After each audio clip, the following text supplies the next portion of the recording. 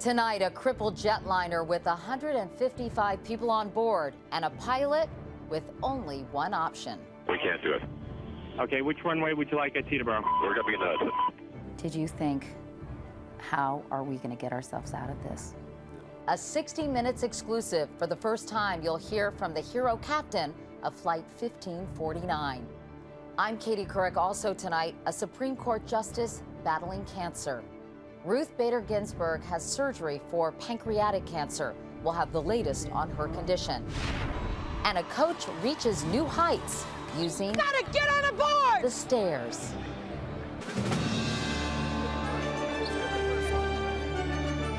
This is the CBS Evening News with Katie Couric. Good evening, everyone. It was 3 weeks ago today, just minutes after takeoff, the captain of an Airbus A320 carrying 155 people is looking desperately for a place to make an emergency landing. He settles on the Hudson River, and you, of course, know the rest of the story. Tonight, though, the story you haven't heard from the lips of Captain Chesley Sully Sullenberger on tower recordings just released by the FAA and in an exclusive interview for Sunday's 60 Minutes. First, Bob Orr with the dramatic audio of a captain calm in a crisis. Just 3 minutes before U.S. Airways Flight 1549 splashed down in the Hudson River, all was normal as the jetliner using the call sign Cactus 1549 climbed out of LaGuardia Airport and over New York. Cactus 1549, new departure to contact climb, maintain 15,000. Maintain 15,000, Cactus 1549.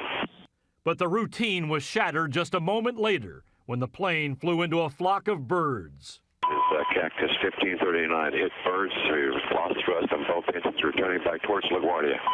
Okay, you need to return to LaGuardia. Turn left heading up 220. 220. Sorry, stop your departures. Got emergency returning.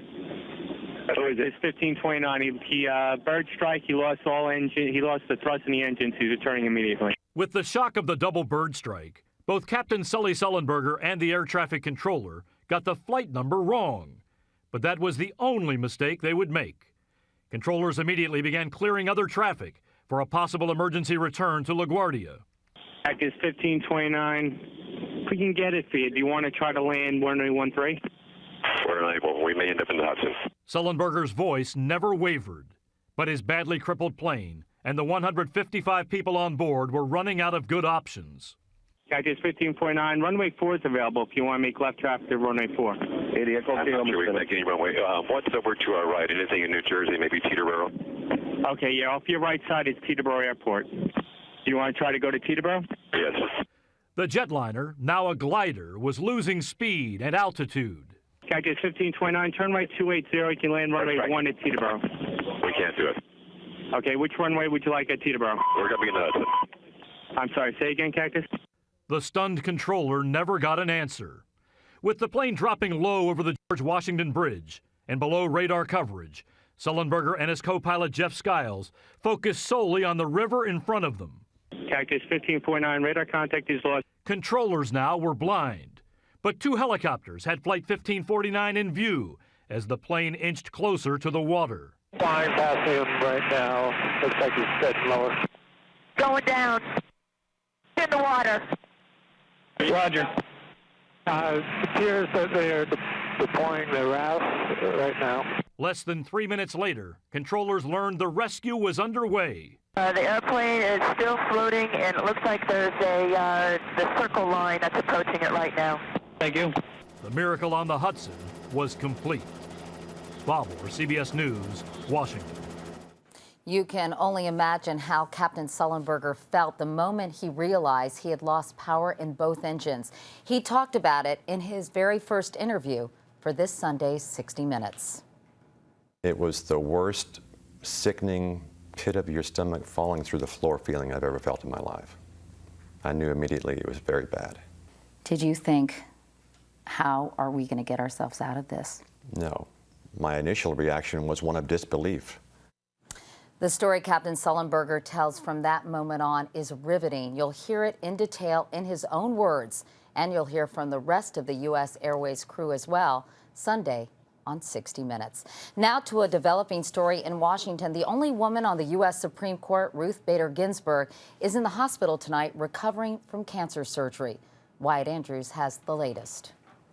The announcement describes Justice Ginsburg's illness as apparently early-stage pancreatic cancer and says a routine physical had revealed a small tumor of approximately 1 centimeter, which surgeons removed. The news sent a shockwave through Washington, beginning with the president. His thoughts and prayers are with her and her family right now.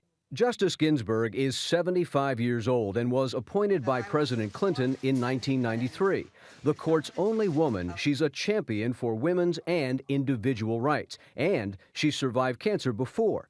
10 years ago, she not only beat colon cancer, she bragged to Mike Wallace she'd kept up a full work schedule during her radiation and chemotherapy. Thanks to my colleagues and my family, I did not miss a session. She also hasn't missed work here. She's been at the court this week and was seen at a social event Tuesday night. In fact, the Supreme Court disclosed that Justice Ginsburg suffered no symptoms before the tumor was discovered, which is potentially a sign the cancer was caught early. Wyatt Andrews, CBS News at the Supreme Court. Dr. John LaPook is our CBS News medical correspondent. And John, as you and I both know, pancreatic is one of the deadliest forms of cancer. She's not your patient. We should make that clear, but what do you think her prognosis is? Actually, Katie, I'm kind of cautiously optimistic because this is not like your typical pancreatic cancer, which is usually found late. This was found relatively early, it sounds. It was only about 1 centimeter, found on a routine CAT scan, and the very fact that they decided to do surgery on it, to take it out, meant they thought they could go for a cure. They thought they could get it all. All right, well, we'll keep our fingers crossed, of course. John LaPook. John, thank you so much. Turning now to the health of the economy, the Labor Department reports 626,000 more Americans joined the line for unemployment benefits last week, the most in more than 26 years. They join a record 4.79 million already collecting. President Obama has a plan he says will create jobs, but public support for it is shrinking. A CBS News poll out tonight finds it's fallen 12 points this month to just over 50%. But the president is not giving up. Here's Chip Reed. The president took direct aim today at Republican critics of his stimulus package, whose ideas, he said, have already been tried and failed. And that's precisely what the election we just had was all about. The American people have rendered their judgment, and now's the time to move forward, not back. The new CBS News poll shows 81% of Americans think the president is trying for bipartisanship, but less than half say congressional Republicans and Democrats are doing the same. Today on the Senate floor, the partisan warfare continued as some Republicans complained that a bill full of wasteful spending is being shoved down their throats. This bill stinks. The process that's led to this bill stinks. Democrats fired back that Republicans are trying to tar the bill by focusing on a small number of questionable projects. That their measures account for 1 page. 1 page of this bill. But as the two parties point fingers, the size of the bill has soared in the Senate, with both parties voting overwhelmingly to add $69 billion to protect the middle class from the alternative minimum tax, $11 billion in tax credits for car buyers, and $19 billion in tax breaks for home buyers, bringing the total to more than $900 billion. Today, a bipartisan group of about 16 senators who say they can't support a bill that big met behind closed doors, seeking up to $100 billion in cuts, which they say is tough going. Nobody said it'd be easy, but it's very difficult to try to bring people together. Late today, the president boarded Marine One on the White House lawn for the first time, unlike past presidents stopping to shake hands with the Marine Guard. Minutes later, he boarded Air Force One for his first out-of-town trip as president to a House Democrats' retreat in Williamsburg, Virginia. During the flight, the president, wearing his Air Force One jacket, went to the back of the plane and talked to reporters, sounding confident that a bill in the range of $800 billion will be passed. Katie? Chip Reed at the White House tonight. Thank you, Chip. Meanwhile, the president's nominee for CIA Director Leon Panetta appeared before the Senate Intelligence Committee today. Confirmation appears likely, but another nominee has run into trouble, and you guessed it, taxes again. The Senate today put off a vote on Hilda Solis as labor secretary. Just yesterday, her husband paid $6,000 to settle tax liens that date back 16 years. Turning to the Bernard Madoff scandal now, the number of investors who may have been scammed is staggering. The list filed in bankruptcy court runs 162 pages and contains more than 13,000 names, including talk show host Larry King, actor John Malkovich, and Hall of Fame pitcher Sandy Koufax. Not all the victims are famous, but many had their nest eggs wiped out. Kelly Kobayea reports from the scandal's ground zero, Palm Beach, Florida. Hidden among the palm trees and perfect lawns of Palm Beach is the fallout from a financial hurricane. It hit with Bernard Madoff's arrest on December 11th. December 11th was our 9/11, our personal 9/11. Gerald and Renee Blumenthal lost their entire retirement, $4 million. They have to sell their home. I have a whole bunch of papers here for things that I've applied to. And both, now in their 70s, are looking for work. Their children lost their savings, their grandchildren money for college. They tell us, don't worry about us. We will get summer jobs. We will get after-school jobs. And they have. It's like, it's hard to believe. It's a shocking disappointment. They're among as many as 1,000 people deceived by a man who lived and partied beside them. Palm Beach is the epicenter of it. Larry Lemer writes about Palm Beach society. He says investing with Madoff was the ultimate sign of status. And if you're not investing with Bernie Madoff, you're not yet at the top of the heap. No, if you're not with him, you're a loser. Today, million-dollar homes are quietly going on the market, and so are the items inside at estate sales. You wouldn't know it strolling by the glitzy stores and exclusive restaurants of Palm Beach, but the impact of the Madoff scandal goes beyond the bank accounts of a few hundred millionaires. This nonprofit health center for seniors lost $10 million investing with Madoff, and the Palm Beach County School District is out $1 million because the donor can't afford it. This is just not a bunch of spoiled rich people who just, aren't going to be able to have their bottle of champagne that day. These are conservative, philanthropic, giving people. Former Palm Beach Council member Susan Markin is Madoff's neighbor and victim. What do you think should happen to him? I can't say it on the camera. Since his arrest, Madoff's Florida home has been vandalized twice, an abundance of anger in this land of plenty. Kelly Kobayea, CBS News, Palm Beach, Florida. And coming up next on the CBS Evening News, at what expense when cancer patients can't afford their treatments?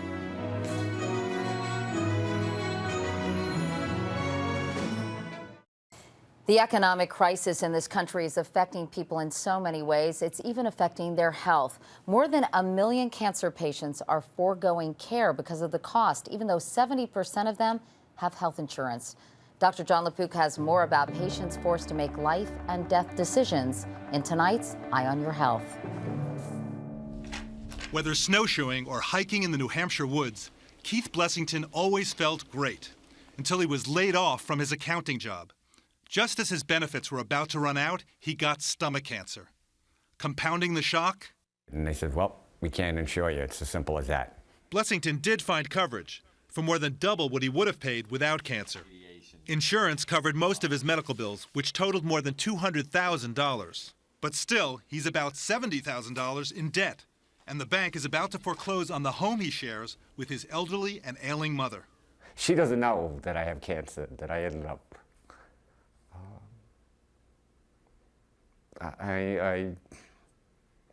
What could she do? A study out today exposes a lethal combination in this failing economy: cancer, debt, and inadequate coverage. For a variety of reasons, people with cancer fall through the cracks, and it just doesn't work. The growing number of cancer deaths directly attributable to lack of adequate insurance to get the therapy you need is growing with every passing day.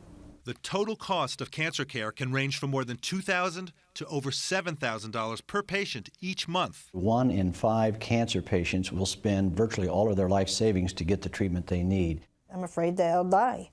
Since her husband lost his job and health insurance, 39-year-old Denise Prosser can no longer afford to treat her thyroid cancer. Why can't you do Medicare? I'm not disabled enough. How about Medicaid? He makes too much on unemployment. And how about going to the emergency room? I'm not sick enough. Where does that leave you? I don't know. While the Prossers are scrambling to find charitable care, Blessington is about to learn the results of the cancer treatments that have nearly bankrupted him. So there's no evidence of any cancer. That's great. That's great. Yeah. That is great. Which, at least for now, means he can get back to work and try to save his home from foreclosure. Dr. John LaPook, CBS News, New York. For more information about financial resources for cancer patients, you can go to our partner in health coverage, webmd.com, and search cancer resources. Now the latest on the salmonella outbreak that's killed at least 8 people and made hundreds of others sick.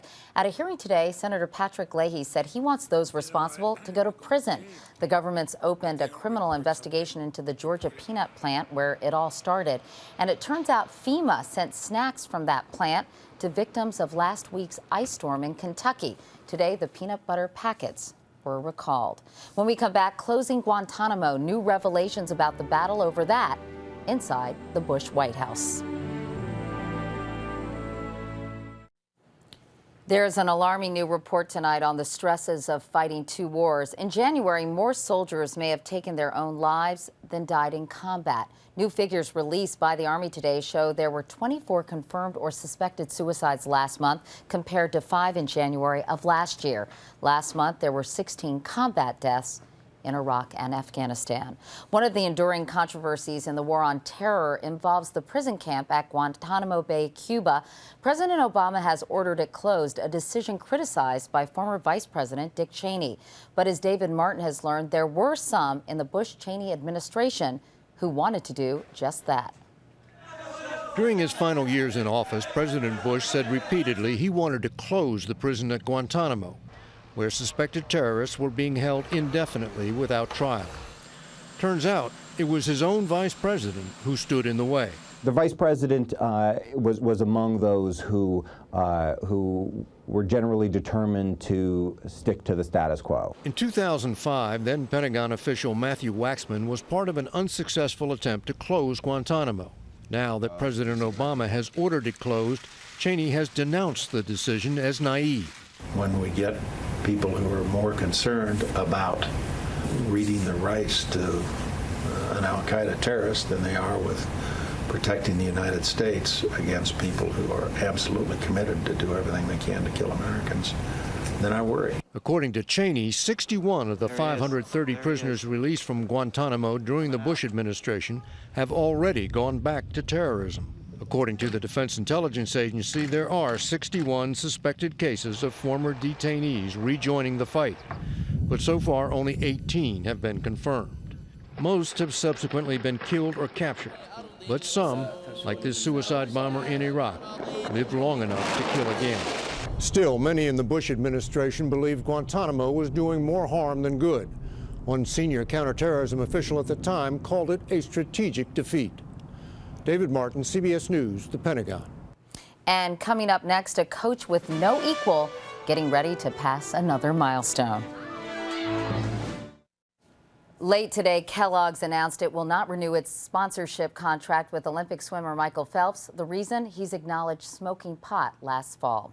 And finally tonight, her name is Summit, and she's at the top of her game. But tonight, Pat Summit is aiming for new heights. Mark Strassman reports the winningest coach in NCAA Division I basketball, men's or women's, is going for number 1,000. No one's ever won more Division I college basketball games than Pat Summit. We need to play our game, not theirs. No one. She hates more than anything to lose. A body on everybody. And when we do lose, it's not pretty. You got it? At the University of Tennessee, Summit's career victory total is an NCAA record, built with relentless intensity. I think of 1,000 as all of the student athletes that wore the orange and committed to winning. Summit learned basketball on a dairy farm, played for the 1976 U.S. Olympic team. She was a graduate assistant at Tennessee when the women's coach quit. The job was hers at 22. I didn't know what I was doing. I just got through it. But you figured it out. Figured it out finally. I want to win a national championship. In 35 years, her Lady Vols have won 8 national championships. Am I smart enough to be here? And every one of her 4-year players, 111 student athletes, has graduated. She's got this Lady Vol thing, this family atmosphere, this history and tradition and the way they represent, and they buy in. And they buy in with both feet. They'd better. Nobody's going to jog on this floor today without consequences. The expectations are every day, every drill, everything we do. All his life, her son Tyler has lived it. There's no way around her. She's definitely got it all figured out. With Summit's program, excellence is the expectation. Fail to measure up, and Lady Vol players will get what's known around here as the look. You gotta get on the boards! Yup, that look. Oh, I know the look. It's rough. It's something that you only want to happen once. You just want to look straight back and just wait, until it's over. Just pray that it ends. When Pat Summit stares, even sports history blinks first. Hey, listen to me! Mark Strassman, CBS News, Knoxville, Tennessee. And that's the CBS Evening News. I'm Katie Couric. Thanks for watching. I'll see you tomorrow. Good night.